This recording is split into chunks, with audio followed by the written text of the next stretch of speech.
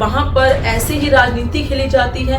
क्या वहाँ पर बच्चों की स्टडी के साथ या बच्चों के भविष्य के साथ ऐसे ही खेल खेला जाता है?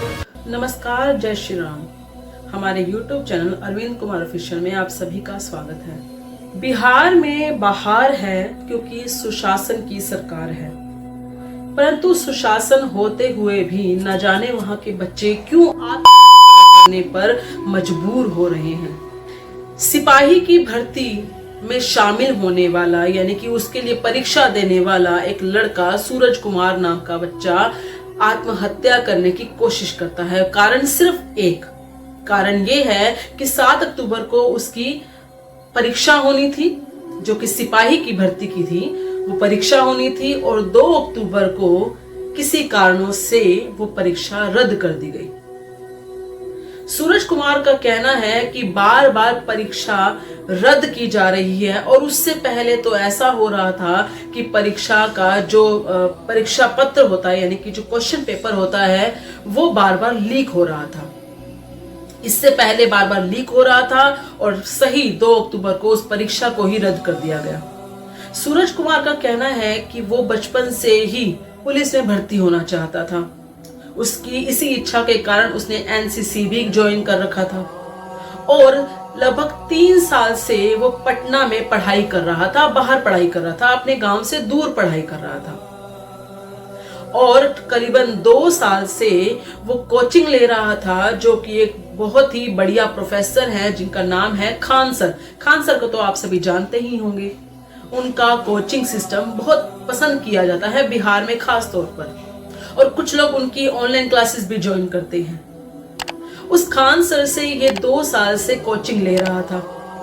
लगभग ये लगा लीजिए 3 महीने पहले ही पटना से ये वापस अपने गांव को आया था और उसके बाद जाकर ये गांव से ही पढ़ाई कर रहा था। लेकिन जैसे ही इसे ये पता लगा कि 2 अक्टूबर को ये परीक्षा रद्द कर दी गई है, इस बच्चे से रहा नहीं गया और उसके बाद इस बच्चे ने जहर खाने की कोशिश की। जैसे ही इसने जहर अपने मुंह में डाला, इसके कुदरती इसके परिवार वालों ने एकदम से, इसका भाग्य अच्छा था इस बच्चे का, इसके परिवार वालों ने इसे देखा और वहीं पर साथ के साथ ही इसे हॉस्पिटल ले गए और इसकी जान बच गई। ये बच्चा तो बच गया, परंतु अब बात आती है उस प्रशासन पर, उस सुशासन पर कि क्या हो रहा है। ये बच्चे आत्महत्या करने पर मजबूर हो रहे हैं। इसका मतलब कहीं ना कहीं तो आपके शासन में कमी आ रही है। सिर्फ एक जातिगत जनगणना को लेकर आपने जो ऐलान किया था, उसके चक्कर में आपने इस परीक्षा को ही रद्द कर दिया। आपने ये सोचा तक नहीं कि जो बच्चे 3-3 सालों से मेहनत कर रहे हैं उनका क्या होगा। इस बच्चे की सिर्फ मेहनत, इस बच्चे की नहीं, ये तो हमारे सामने आ गया, इसने आत्महत्या की तो शायद सामने आ गया। हो सकता है कुछ बच्चे ऐसे हों जिनके बारे में पता ही ना हो।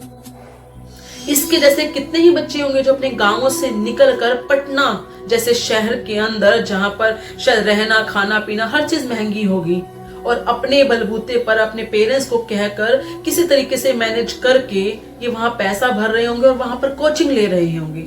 दरअसल सूरज कुमार पूर्णिया जिले के बलुआ गांव का है। इसका कहना है कि ये बार बार इसी परीक्षा के बार बार पेपर को लीक होने की वजह से और साथ के साथ क्योंकि इस परीक्षा का रद्द हो गया है, ये अपनी मानसिक संतुलन खो बैठा, डिप्रेशन में आ गया, जिसकी वजह से इसने जहर खाने की सोची।